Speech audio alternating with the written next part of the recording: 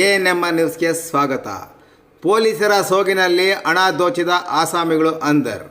ಚಿಂತಾಮಣಿ ತಾಲೂಕಿನ ಬಟ್ಲಹಳ್ಳಿ ಪೊಲೀಸ್ ಠಾಣಾ ವ್ಯಾಪ್ತಿಯಲ್ಲಿ ಪೊಲೀಸರ ಸೋಗಿನಲ್ಲಿ ಹಣ ದೋಚಿದ 3 ಆಸಾಮಿಗಳ ಪೈಕಿ ಇಬ್ಬರನ್ನು ಬಟ್ಲಹಳ್ಳಿ ಠಾಣೆಯ ಪೊಲೀಸರು ಬಂಧಿಸುವಲ್ಲಿ ಯಶಸ್ವಿಯಾಗಿದ್ದು, ಪರಾರಿಯಾಗಿರುವ ಮತ್ತೊಬ್ಬ ಆರೋಪಿಯ ಪತ್ತೆಗೆ ಬಲೆ ಬೀಸಿದ್ದಾರೆ.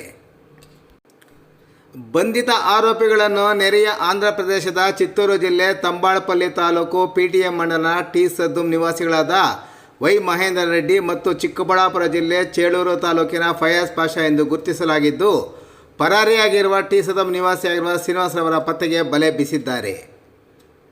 ಮಂಗಳವಾರ ಸಂಜೆ ಸುಮಾರು 6 ಗಂಟೆಯ ಸಮಯದಲ್ಲಿ ಬೆಂಗಳೂರು ಗ್ರಾಮಾಂತರ ಜಿಲ್ಲೆ ಹೊಸಕೋಟೆ ತಾಲೂಕಿನ ಗೌತಮ್ ಬಿನ್ ಮುನಿರಾಜು ಎಂಬಾತ ತನ್ನ ಟಾಟಾ ಏಸ್ ವಾಹನದಲ್ಲಿ ಜಿಯೋ ಮೊಬೈಲ್ ಟವರ್ಗಳಿಗೆ ಡೀಸೆಲ್ ನೀಡಿ ವಾಪಸ್ ಬರುವಾಗ ಬಟ್ಲಹಳ್ಳಿ ಪೊಲೀಸ್ ಠಾಣಾ ವ್ಯಾಪ್ತಿಯ ವೇಗಲಹಳ್ಳಿ ಸಮೀಪ ಟಾಟಾ ಏಸ್ ವಾಹನವನ್ನು ನಿಲ್ಲಿಸಿ ತಾವು ಪೊಲೀಸರೆಂದು ಹೇಳಿ ಆತನ ಜೇಬಿನಲ್ಲಿದ್ದ 400 ರೂಗಳನ್ನು ಕಿತ್ತುಕೊಂಡಿದ್ದಾರೆ. ಅನುಮಾನಗೊಂಡ ಆತ ಕೂಡಲೇ ಬಟ್ಲಹಳ್ಳಿ ಠಾಣೆಯ ಪೊಲೀಸರಿಗೆ ಮತ್ತು ಸಮೀಪದ ಗ್ರಾಮವೊಂದರ ಸ್ನೇಹಿತರಿಗೆ ಮಾಹಿತಿ ನೀಡಿದ್ದಾರೆ.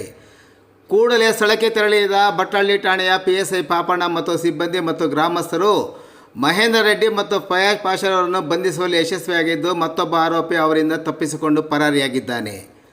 ಆರೋಪಿಗಳು ತಂದಿದ್ದ ದ್ವಿಚಕ್ರ ವಾಹನವನ್ನು ವಶಪಡಿಸಿಕೊಂಡ ಪೊಲೀಸರು ಆರೋಪಿಗಳ ವಿರುದ್ಧ ಪ್ರಕರಣ ದಾಖಲಿಸಿ ಆರೋಪಿಗಳನ್ನು ನ್ಯಾಯಾಧೀಶರ ಮುಂದೆ ಹಾಜರುಪಡಿಸಿದಾಗ ನ್ಯಾಯಾಧೀಶರು ಆರೋಪಿಗಳನ್ನು ನ್ಯಾಯಾಂಗ ಬಂಧನಕ್ಕೆ ಆದೇಶಿಸಿದ್ದಾರೆ.